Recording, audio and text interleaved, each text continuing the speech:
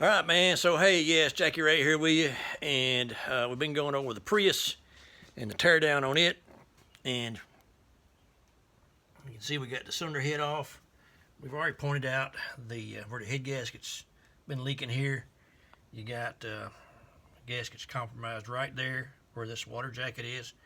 Leaking coolant right over into that cylinder. Got everything apart here.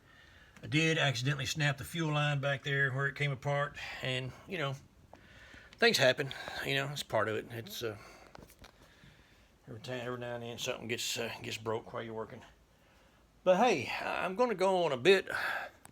I don't know, maybe a little bit of a rant here. It's been I don't have to do this kind of stuff much anymore. But I mean, it's okay. But let me tell you something, guys. You know, we price jobs out.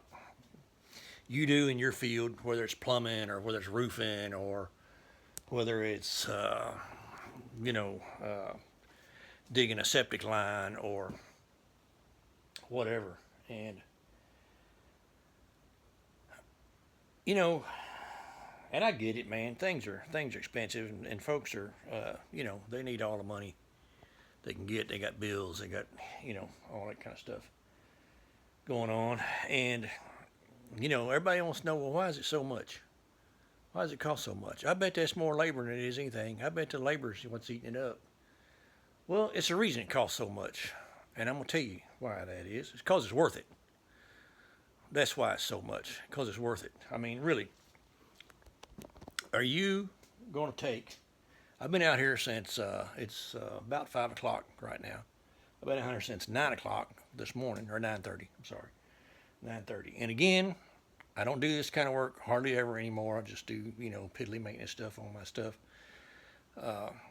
But there's a reason why it costs what it does, because it's worth it. So are you going to you get an estimate like this. This job runs around, depending on where you have it done, between about $4,000 and $6,000. That is considering that nothing else is wrong. You don't have a damaged head. You don't have a damaged block. I did break the fuel line going in, so I'll take care of that as well. I had to go buy, even as long as I've been in the car business, I still had to go buy $100 worth of other tools that I didn't have to take this particular engine apart, plus all the other tools that I've already got. Which is you don't need a whole lot to get this one apart. It's mainly hand tools. I do have air, so that makes it a lot easier. But yeah, man, so if you get an estimate on this and you go, well, man, that's just too much money. Well, I get it. It's a lot of money. You got average, say, $5,000 for a car that's worth $4,500. Really, in real money, these things, in real money. So you got, a few choices. You can trade. Your car's not going to be worth much. You can pay a qualified technician to fix it. And he's going to fix it right, because that's his job. But you ain't going to take it home and do it yourself. Look, are you going to look, I got all this mess up underneath the car. Oil and antifreeze all over my garage floor. I got parts strung all over the garage floor. Here's engine mount, water pump, all the nuts and bolts. Here's the time and chain tensioner, time and chain guide, time and chain guide, time and chain guide, valve cover, intake manifold. Let's see here, cam carrier. On this one, you got your wiper arm assembly, another engine mount there.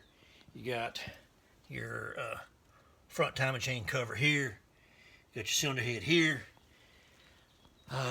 Man, got your oil pump over here. You got crank pulley down there. You got mess in here. You got hoses pulled loose all over the place.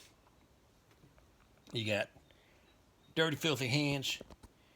If you do this for a living full time, your hands are always scarred up, cut up, calloused up, And that's with any job, man, any manual job. So a guy out here roofing your house, his hands feel like the asphalt that he's putting on your roof. And people want to know why so much. Because it's worth it. That's exactly why. Look, here's the cam followers and lifters over here. So, air tools down here we're using. Man, it's a few $1,000s worth of tools laying around here.